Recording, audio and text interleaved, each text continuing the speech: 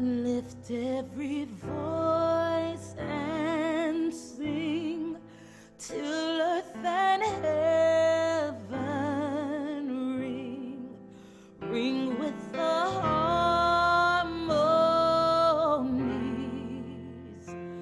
of liberty. Let our rejoicing rise high as the listening skies. Let it resound loud as the rolling sea. Sing a song full of the faith that the dark past has taught us. Sing a song full of the hope that the present has brought us, facing the rising sun of our new day begun. Let us march on till victory is won.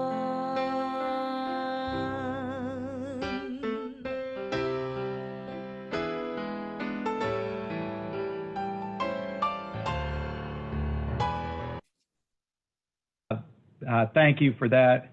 And I want to thank, I don't know if she's able to be on, but Dr. Marva Moxie Mims, who made the great suggestion that we should start today's Juneteenth celebration with Lift Every Voice.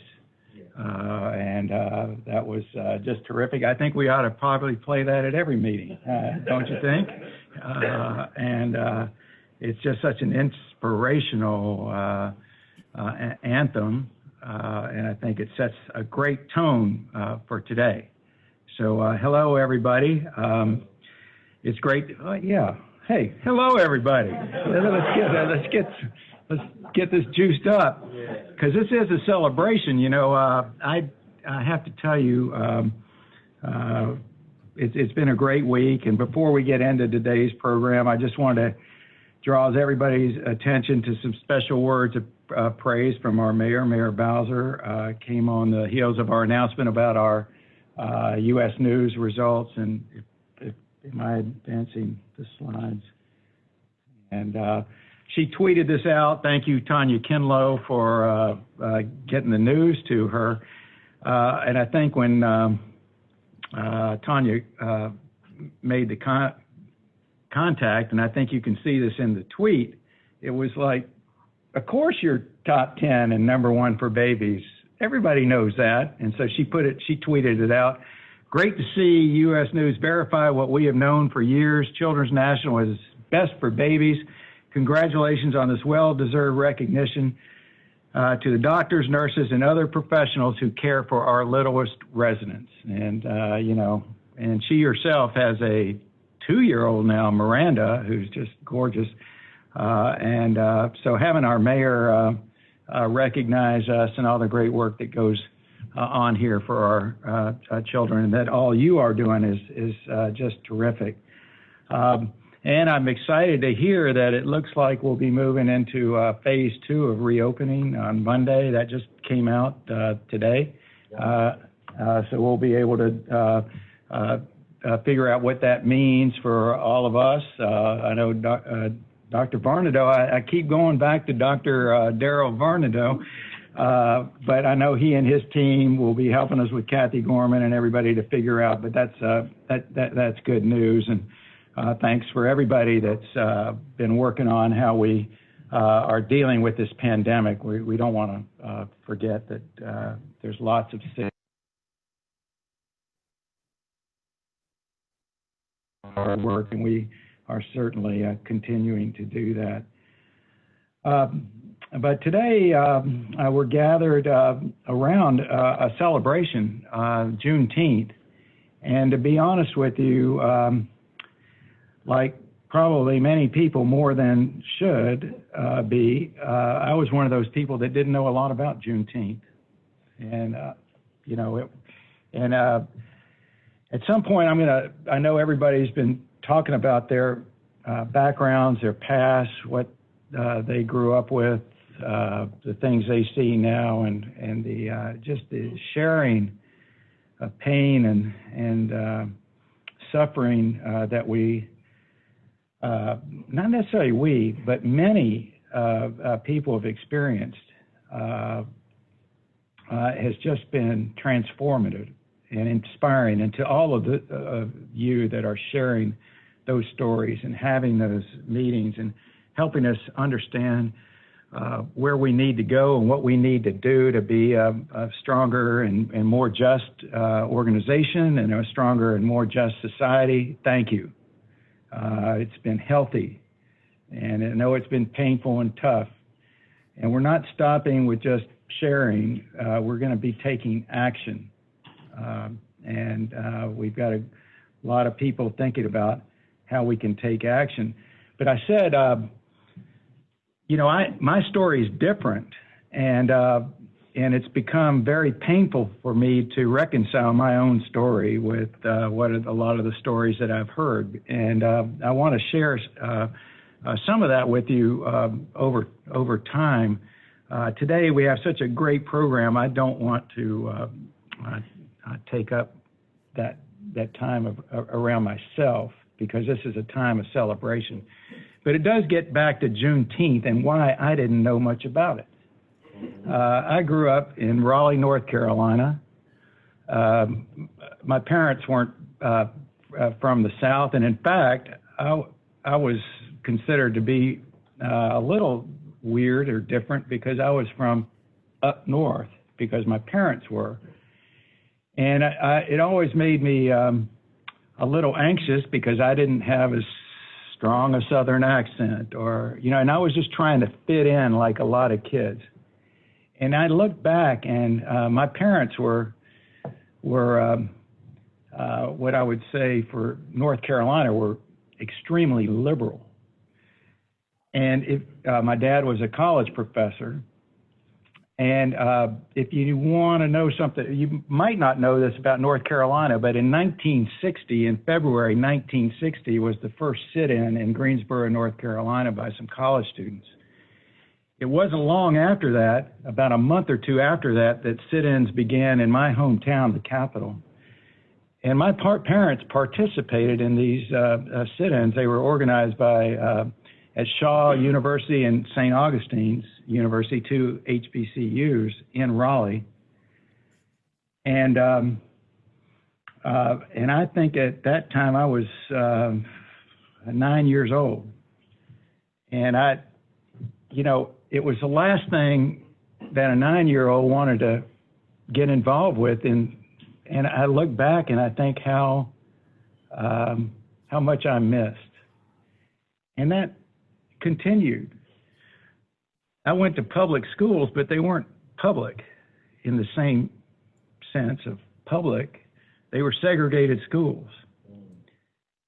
I remember the first black African-American young man that I went to school with, Mike Carter, in 8th grade, and we played on sports teams together. And it opened my eyes to, this is just a normal, great person. But he was the only one in our school. When I went to in the summers to go swimming, all of my friends and everybody that I knew would go to the private swimming pool that blacks were not allowed to go to. My mother made my brothers and I go to the public swimming pool.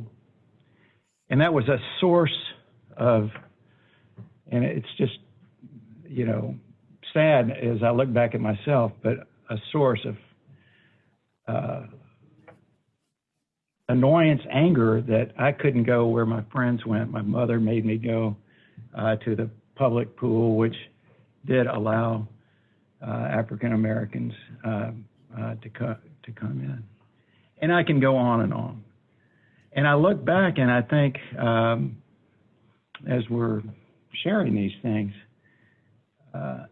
how much I owe to my parents, that they had the courage to, think differently, even when it wasn't easy, and bring up my brothers and I in a way that now I'm finding that courage, but it wasn't natural. And I think that people like me have so much more responsibility to make things right, and and the time is now, and we can't wait, and we've got to move fast. So Juneteenth wasn't taught in my school. We learned about President Lincoln and the Civil War, but it was the war of northern aggression, actually, a lot of times. A lot of it was just the history I got was not the real history. So now I think we do have an opportunity to learn real history. We're going to have a program that's going to help educate us. And just think about it. Here we are in Washington, D.C., our nation's capital.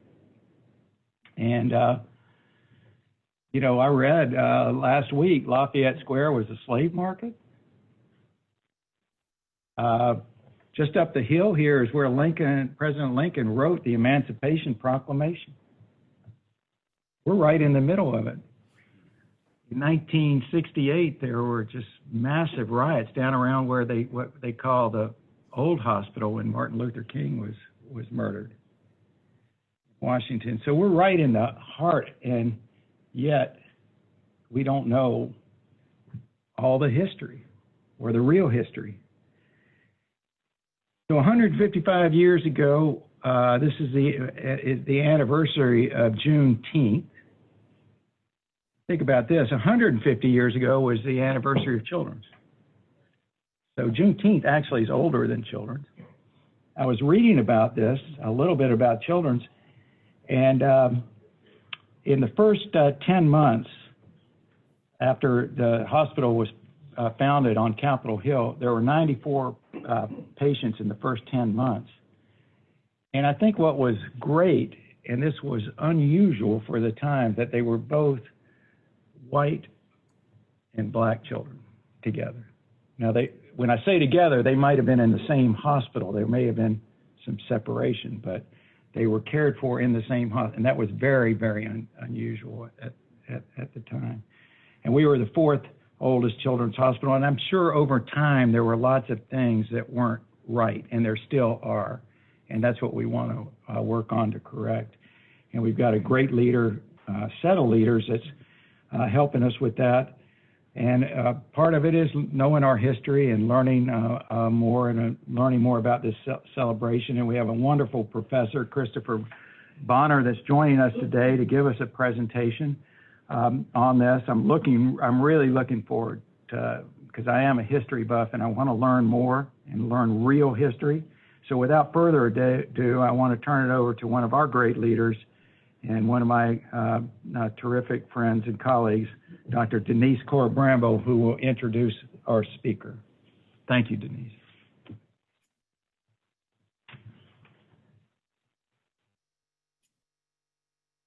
Thank you, Kurt.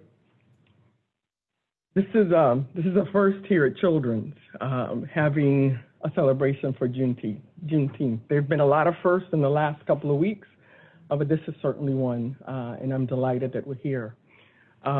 We thought as we were planning today's event that we wanted to make sure that we had someone that could speak to the historical significance of Juneteenth. And we debated how we would do that, and I want to thank Michelle for arranging for Dr. Bonner to join us. So it's a real treat and a real privilege, and I want to use this as a sort of a moment to pause for us to learn, all of us together, what Juneteenth means for African Americans, and the progression, how history evolved, and how some people were left behind being slaves when it had already been declared that slavery was over. So I want to introduce to you Dr. Christopher Bonner. It's a real pleasure. He's an assistant professor of history at the University of Maryland in College Park. He earned his bachelor's from Howard and his PhD from Yale. I'm an educator at heart, and usually you can tell what kind of professor you're dealing with based on what the students say. So I went to the student comments online, and what they said was, he's truly passionate about what he teaches. He says, and they gave him a score of 5 out of 5, not too bad. One of the students said, it was my favorite professor at University of Maryland. He's smiling, but it's the truth. And one of the best history teachers I ever had. So I want a drum roll for Dr. Bonner. Professor Bonner published his first book, Remaking the Republic, Black Protests and the Creation of America, in March 2020 with the University of Pennsylvania Press. This book shows how Black protests contributed to the transformation of the legal system in the 19th century United States. His work has been supported by the Library Company of Philadelphia and the National Endowment for the Humanities. Professor Bonner, thank you for joining us via Zoom today. I'm excited to hear your Juneteenth presentation. With that, the floor is yours. All right, great. Thank you. Thank you so much. It's a lot to live up to. I'm really happy to be here. Happy to have this opportunity to be able to share some history with you on this important day. And so I would like to also thank Michelle McGuire for inviting me, and I'd like to thank all the folks who coordinated this and set this up. Today I'm going to tell a couple of stories that help us understand Juneteenth from a few different perspectives. Are we okay with the slides? All right, I think we're good. I'm going to tell a couple stories that help us understand Juneteenth from a couple of different perspectives. This date reflects the long and arduous struggle for freedom during the Civil War. It became an occasion for tremendous celebration during the 1860s. And this year, it has become an object of new and growing public interest. I'll talk through each of these angles for probably between 15 and 20 minutes. And my goal is to offer some historical context, and hopefully this context for Juneteenth can inform your work going forward. Juneteenth was a critical, let's see if I have slide control. Yeah. All right, great. Sorry. Juneteenth was a critical and revealing moment in the history of emancipation. I suspect that if you ask people on the street what they knew about Abraham Lincoln, many of them would say, he freed the slaves.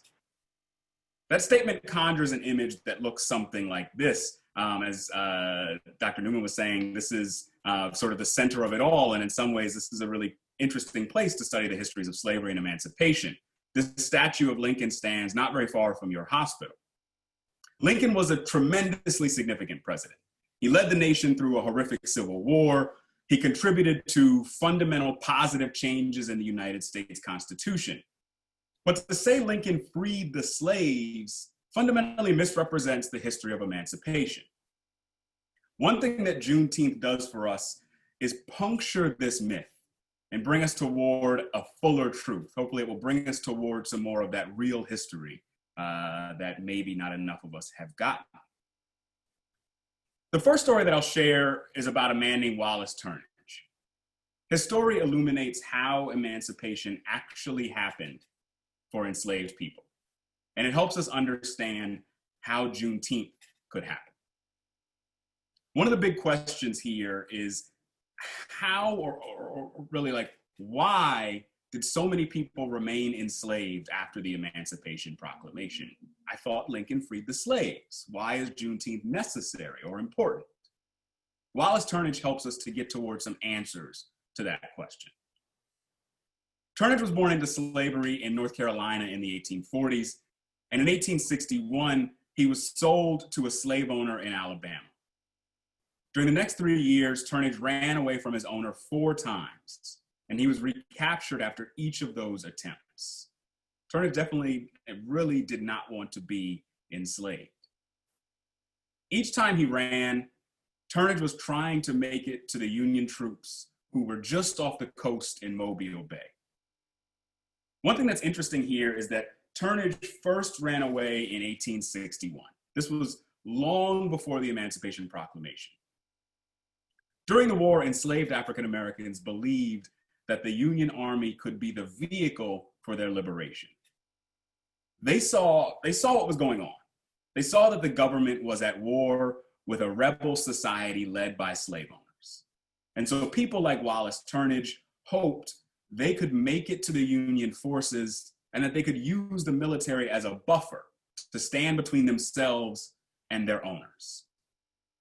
Long before any government action said slaves could gain freedom during the war, Black people were trying to push the military and push the government to ensure freedom, to take steps that would realize freedom during the war. So in the image that you're seeing here, you can get a little bit of a sense of how this worked. Black folks were seeking aid from the Union Army here in this crossing of the Rappahannock River. But before they did that, they loaded their wagon. They yoked their oxen. And most importantly, they ran away from slave owners. They ran away from people who were desperate to hold on to their human property. So the first steps of emancipation were taken by enslaved African Americans themselves. Lincoln's Emancipation Proclamation emerged from this history of Black people seeking freedom through a connection with the Union military. The proclamation went into effect on January 1st, 1863. Wallace Turnage didn't gain his freedom until 1864. His freedom was kind of a result of Lincoln's proclamation, but really it was a product of his own labor. Turnage ran away again. He ran away a fifth time in the summer of 1864. And he spent 3 weeks crawling through the swamps of southern Alabama, 3 weeks dodging snakes and alligators, 3 weeks trying to make his way to the Union military. Finally, one day, he got close enough to see the Union ships within reach out in the bay. But Turnage also saw Confederate patrols on the coast, marching up and down, marching through the swamps, looking for people like him, for runaway slaves. The value of this human property was so important that Confederate soldiers were being sent out to try to recapture people like Wallace Turnage. Turnage said, "It was death to go back and death to stay there, and freedom was before me." He was fortunate in this moment. He discovered an old rowboat that had been washed ashore. He picked up a log and he used it to steer his way out to the Union Army, to steer his way out to freedom. Wallace Turnage's story dismantles the idea that Lincoln freed the slaves. Lincoln's proclamation ensured that if Wallace Turnage made it to the Union military, then he would be free. That was important. But Wallace Turnage still had to struggle and suffer literally for years in order to win his freedom. I like to tell my students that the Emancipation Proclamation opened a door to freedom. But African Americans had to find that door, and they had to figure out how to get to it and how to get through it. Lincoln justified his proclamation as an act of war. The proclamation was legally viable because what he said he was doing was depriving his enemy of valuable property in the form of enslaved people. That justification allowed Lincoln to do what he did, which was declare that slaves in the rebel states were free.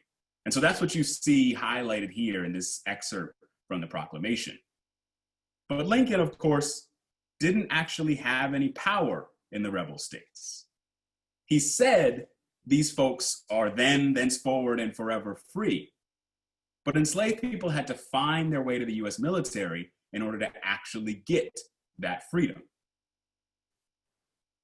So Wallace Turnage's struggle for freedom and the text of Lincoln's proclamation, they really show us why emancipation was so delayed in Texas. There simply weren't many doors to freedom in that state. It was tremendously difficult for a slave to get free in any situation, even if they could see Union soldiers. And during the war, the western edges of major fighting were actually in Tennessee. So without the Union Army moving through Texas in significant numbers, and actually in some ways, the history of emancipation in Louisiana is parallel to the history of emancipation in Texas because there wasn't a lot of fighting that far west. So without the Union Army moving through states like Texas in significant numbers, African Americans didn't have many opportunities to secure freedom. And they didn't have many opportunities to even learn about the Emancipation Proclamation. One of the remarkable things about the history of the Civil War is not only how much work Black folks did to free themselves, to leave their owners and seek out the military, but also how much work they did to like spread the word of the process of emancipation, the fact that the military might be a vehicle for freedom. And so I think that you can really get a sense of just like how distant Texas was from so much of what else was going on in the South during the Civil War by recognizing that so many thousands of people remained in bondage up to 1865.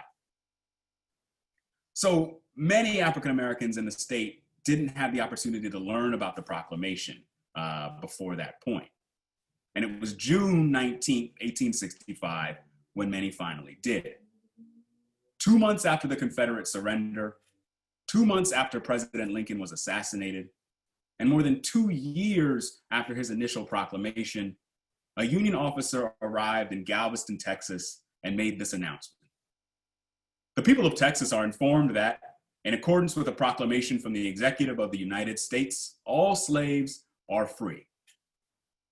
It sounds remarkably simple for something that really wasn't.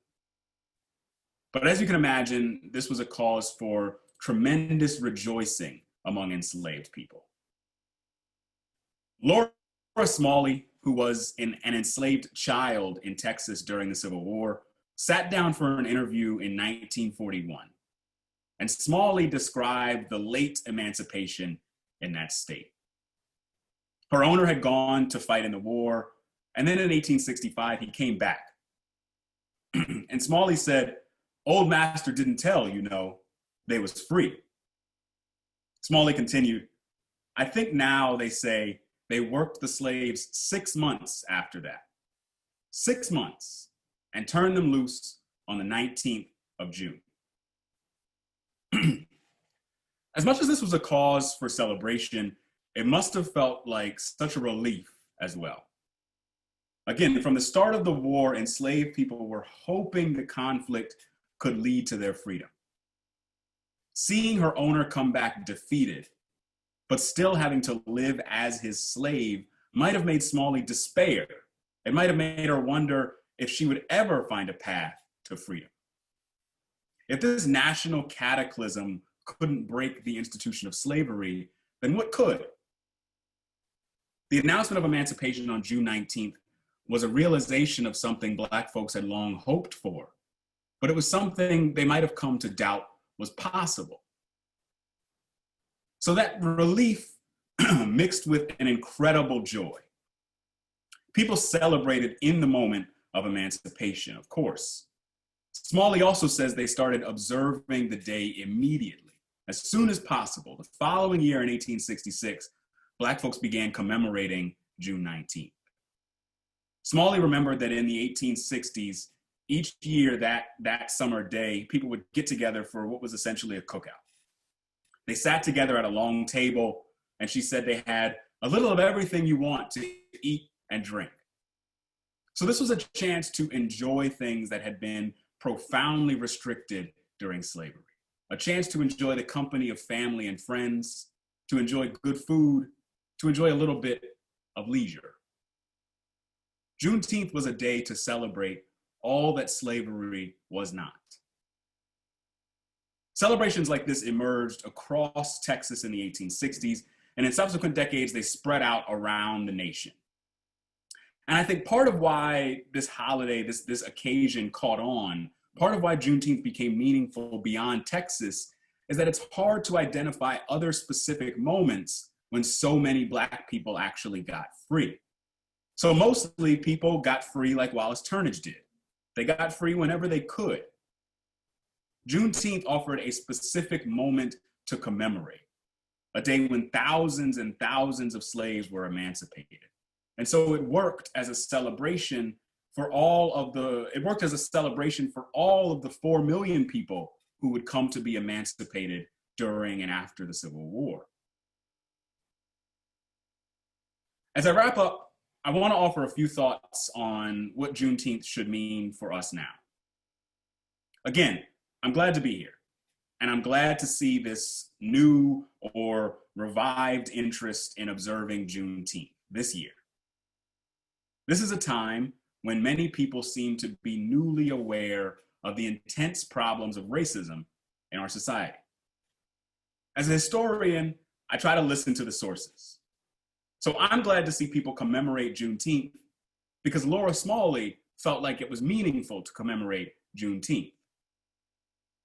But with that said, Smalley, who had been born into and lived through enslavement, must have thought critically about what this day meant each summer when it arrived. I doubt Smalley could have thought about her experience of emancipation without thinking about the life she had lived before June 19, 1865. This is what made the day meaningful to her. She must have had a particular appreciation of freedom because she had known bondage and because she had known countless other enslaved people who did not live to see freedom. One enslaved man who wrote about his experiences said this: "Slavery will teach any man to be glad when he gets freedom." Formerly enslaved people thought about and appreciated their freedom precisely because they had lived without it, precisely because they had lived in bondage. We shouldn't think about Juneteenth without thinking about what came before. Enslaved people couldn't have thought about Juneteenth without thinking about what came before. We have to think about the slow, uneven, and dangerous process of emancipation. And before that, we have to remember centuries of enslavement, during which people with money pursued greater wealth by violently forcing millions of African people to work until they died. Juneteenth has to be a reminder of the limits of freedom in American history. It has to be a reminder of African Americans' long struggle toward racial justice in this country.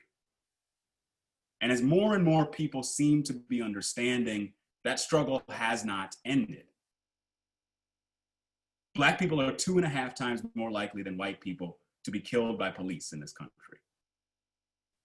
Evidence suggests that Black women are 2.5 times more likely than white women to die in childbirth.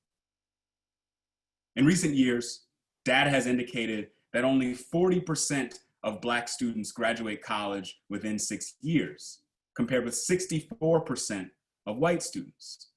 This list could go on and on and on.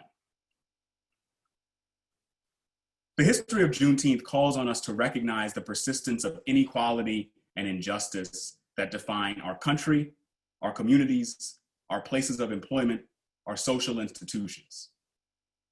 Abraham Lincoln's proclamation said that all slaves in rebel states were free. Juneteenth shows us that when he said it, that wasn't true.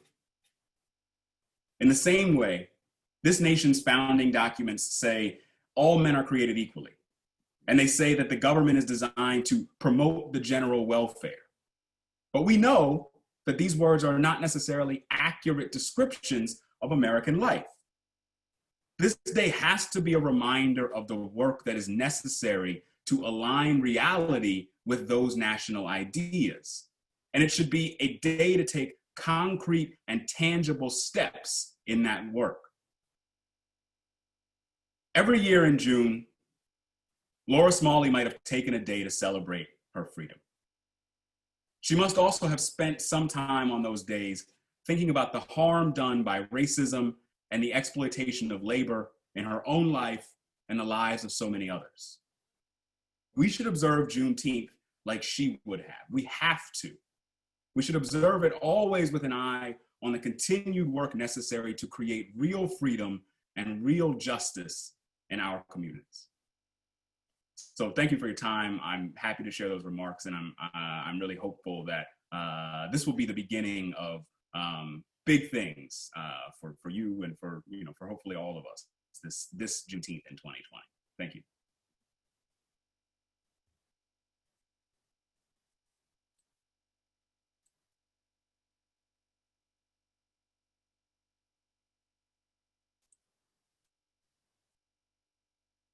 But say again? 6 out of 5. Oh, did you hear that, Professor Bonner? The CEO of the hospital gave you a rating of 6 out of 5. So the students online, they were not accurate. It's 6 out of 5, not 5 out of 5. No, we're indebted. It really sets the stage for the work that we have ahead of us. I appreciate it. I want us to use the rest of the time to acknowledge some heroes among us that have made an impact at advancing diversity and inclusion, either here at Children's or in their communities, and in some instances, both. We're honored to have, some of them are here, some of them are going to join us online. These leaders have brought forth transformational change, and as we celebrate Juneteenth, we want to take a moment to share their stories with you. When we were asked about how to select the individuals, people sent me names of like senior leaders. And what I said was, I want folks that are on the front line. I want people that are the unsung heroes that really are making transformational change. So I want to share with you, there are many here at Children's, but I want to share with you the story of 6 of them. And we're going to start with 2 residents. And I'm going to share these stories, and then I'm going to ask them to join me up here. We're going to recognize all of them. The first resident is Dr. Jessica Hippolyte. He's here in person. Jessica, hand. Look, I've had the pleasure of working with Jessica over the last several years, and it has been a sheer delight in terms of her enthusiasm and being such a strong voice and advocate for our residents here at Children's. During her tenure as a resident, this is her last year, she's quickly developed into a leader, as evidenced by the fact that she's going to be joining us as chief this coming year. She's extremely invested in continuing to recruit and develop future classes filled with pediatricians from backgrounds underrepresented in medicine. She's worked tirelessly to focus on diversity recruitment and ensuring our incoming classes represent a diverse workforce. One of Jess's strengths is her commitment to mentorship. She's passionate about connecting with medical students interested in medicine, guiding them through applications and residency onboarding, and making all of them feel welcome as part of the Children's National family. She serves as a resident representative on the Diversity and Inclusion Steering Committee. And in addition to her passion and leadership for diversity and inclusion, Jess is an advocate for bringing to light how race issues impact our patients and their families. These are her words. I feel it is important for each of us to take time to understand and recognize the inequities that our patients and families face daily. We all need to have a commitment to better understand health disparities and inequalities to better serve and support our patients and their families. Jess, thank you for your leadership and great work. We're lucky to have you as part of Children's National family. Our second resident is Jeannie Delgado. Jeannie has a passion for working with minority, low-income, and vulnerable communities. She's been recognized today for her work executing a dinner series for residents underrepresented in medicine. She planned them, she got the speakers. If she didn't have a speaker, she spoke herself. She selected the topic for each meeting, she set the agenda, she worked with her teams to make sure that the events were successful and fostered a sense of family and unity among the residents. The topics were selected based on attendee feedback and have included a wide range of subjects, including how to find mentorship here at Children's National, how to build a career after leaving the institution as a trainee, and dealing with microaggressions and the imposter syndrome in the workplace. Thank you, Jeannie, for all that you've done to foster a sense of community among underrepresented residents here at Children's. The next honoree is Randall Baylor. Randall is a project lead of community engagement with the Early Childhood Innovation Network, and he's a member of our Child Health Advocacy team. He's on the front lines, serving patients and families at our Anacostia Health Center. He works tirelessly to provide case management and care coordination to families with children of all ages with a particular interest in early childhood. In his work, Randall supports our clinicians by linking families to services that help to address the social issues that impact health. He's passionate about the work that he does because it allows him to give back to his community and helps our patients' chances for a better tomorrow. Thank you, Randall, for all that you do for the families and patients here at Children's. The next honoree is Anthony Thomas. His nickname is Pup. I had a hard time calling him Pup, but that's his nickname. I'm not making this up. So Pup Thomas is a nurse manager in our emergency department. He always makes sure that families of patients of all backgrounds feel welcome when they visit the hospital. He prioritizes comprehensive training for the emergency department staff and has strengthened the communication channels, such as having interpreters present and being a real force within that emergency department. He's the guide through the tough conversations that other people don't want to have about racial and cultural biases, such as how it can manifest, how the staff can identify it, and how it can impact our patients' lives as well as their own. PUP helps staff understand the barriers that patients can face from racial inequity, such as the toxic stress and poor health outcomes, and how staff can remain vigilant to additional threats to our patients. PUP's efforts are showing tremendous results. There's a diverse safety-first culture in the DED that prioritizes inclusivity and transparency. PUP always says that he's proud of the emergency department. We wanted to take the time to tell him how proud we are of him. The next one, y'all gonna have to help me with how you pronounce it. Modupeola Tosin Hinga. Ms. Hinga is a nurse navigator for the Central Nursing Resources. She started a not-for-profit foundation, the Fortress Foundation in Lagos, Nigeria. The initial intent for this nonprofit was to bring much-needed medical supplies to pediatric hospitals in Nigeria. The focus of the program shifted to supporting newborns and mothers unable to afford prenatal care and baby supplies. The foundation collects diapers, clothes, bottles, and other baby supplies to send to Nigeria. Tosin also coordinates the collection of medical supplies to help in their efforts in providing prenatal care to the mothers. Since 2015, Tosin has volunteered with the Divine Concept Group Summer Youth Retreat.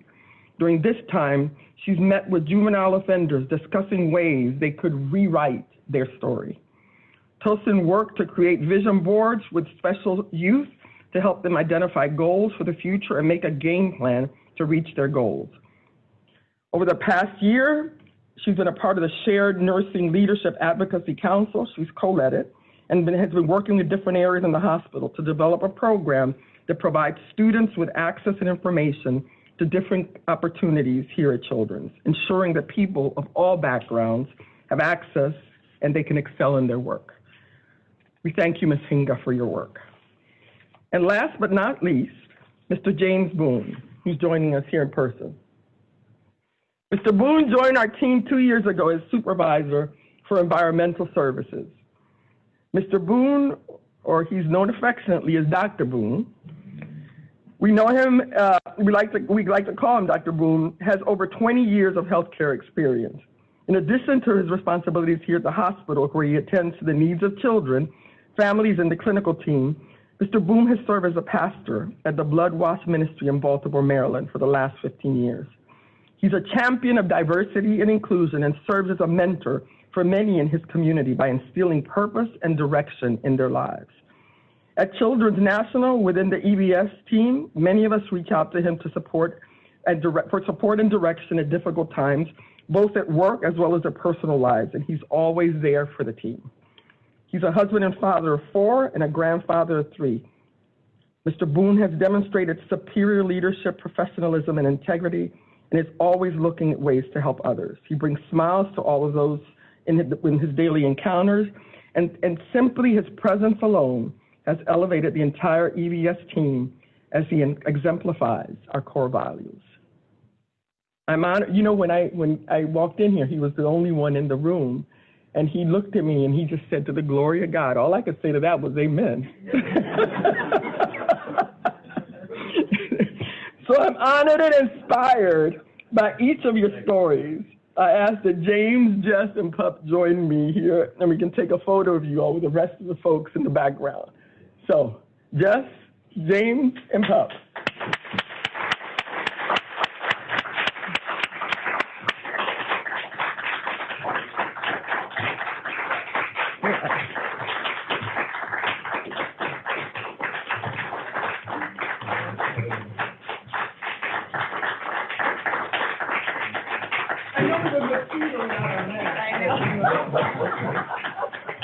All right, let's keep the distance, y'all. Yeah, Come on, let's yeah, keep the distance. No, I'm sorry. Hold on, let's wait for Dr. Newman. Picture's not complete, Yeah. Dr. I Newman. don't belong with this group. Well, you lead us. Chief resident, man. What, you got another week? Yeah.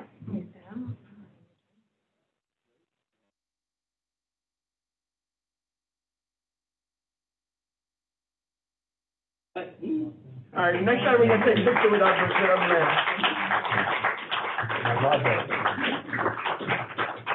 So I want to thank each of you, and for those that couldn't join us that were honorees, for their commitment. It's a real pleasure. So now before we end, I'm going to invite the Reverend Ennis Dernstein to join us for closing prayer as we close out the celebration.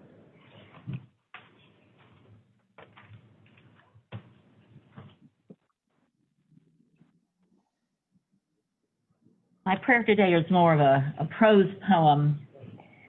I want to begin by saying we had a small but meaningful house-wide Juneteenth observance this morning from 9:30 to 11 that was a cooperation between chaplaincy services and creative and therapeutic arts.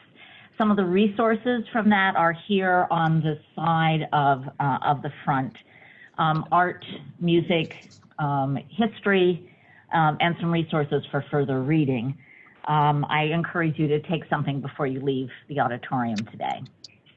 I also really want to recognize the relationship I have with my director, Brenda Shepard-Vernon. She has been for me for years a source of wisdom and friendship and mentorship. She has been willing over these past weeks to have hard conversations with me, whether it's about the work, the workplace, or racism, the state of the world. I always gain something from my conversations with her. She's sitting in the very back corner, and I am so grateful for who she is and how she is in this place and in my life. Can we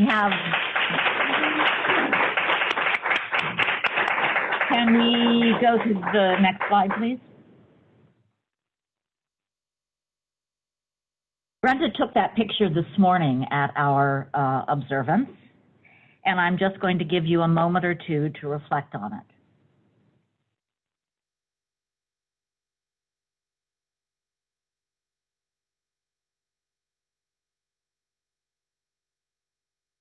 And then let's move on to the next slide. With today's recognition and observance, we are called to acknowledge the histories of oppression and injustice in our country, of inequalities from the background of colonialism. We've lived on the edges of division more than long enough. I chose this picture that you see behind me for several reasons. It is lovely. The colors flow, they come together, they separate, they create shape, and they're dynamic. Yet the whole is made up of a multitude of separate, small, unique pieces of variety, as is our world. Each of us is a piece of this multicultural picture of wonder and of awe. We have the same dreams and hopes and aspirations for ourselves and our children, no matter what our backgrounds, our skin color, our history, our economic status, or religion. These are what must lead us into the future. Here is what I have heard from my Black friends these last 2 weeks. Save me your sympathy and excuses. Listen to my story, but don't try to own it. Please contribute your money, your presence, your voice to organizations that are helping, truly helping, perhaps like the Bail Project. And step up, please, and protect me when you have the opportunity.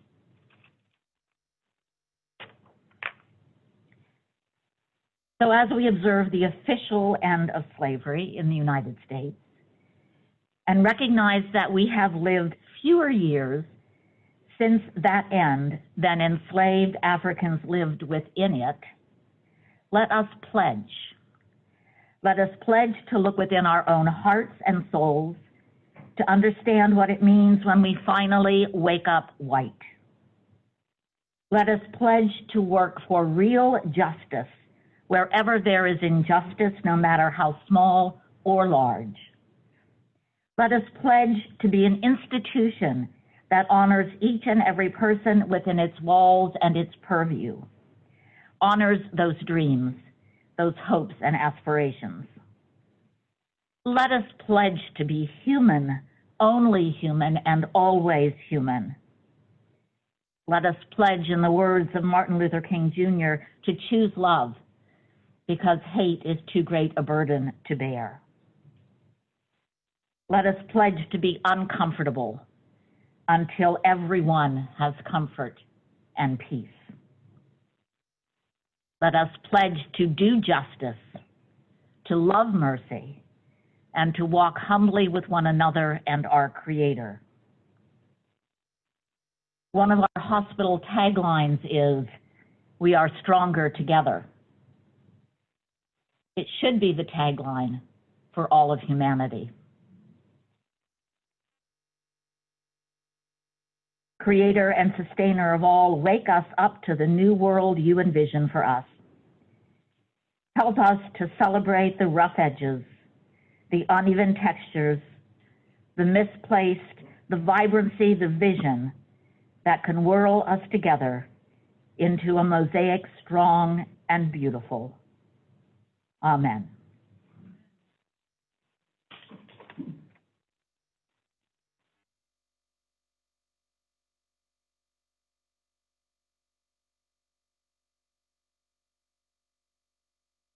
I want to thank everybody that joined us here in the auditorium, and my understanding is that there's 700 people online. So I want to acknowledge all of you.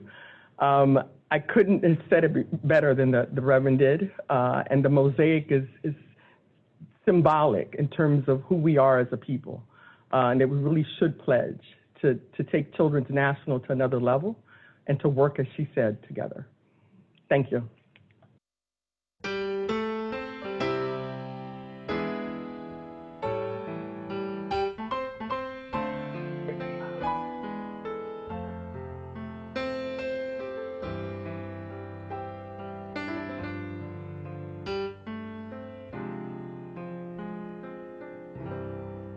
Lift every voice and sing till earth and heaven ring, ring with the harmonies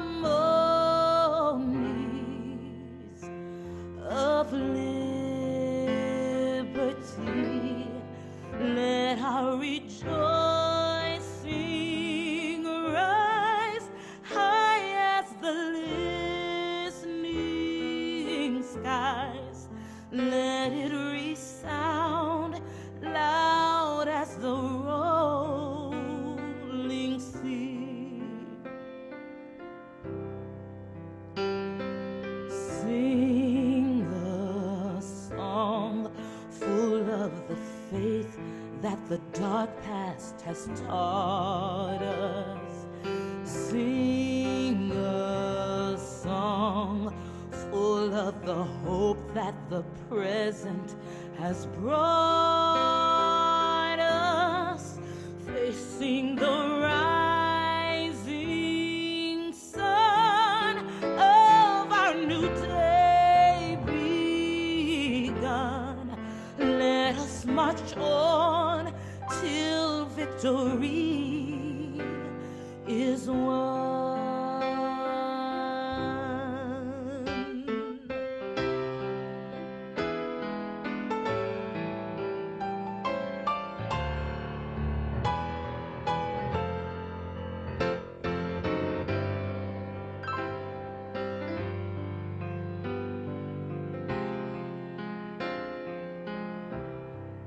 stony the road we trod, bitter the chastening rod, felt in the days when hope unborn had died, yet with a steady beat have not our weary feet come to the place for which our fathers died. We have come over a way that with tears has been watered. We have come treading our path through the blood of the slaughtered, out from the gloomy past, till now we stand at last, where the white gleam of our bright star is cast. God of our weary years, God of our silent tears, thou who hast brought us thus far on the way, thou who hast by thy mud led us into the light, keep us forever in the path we pray,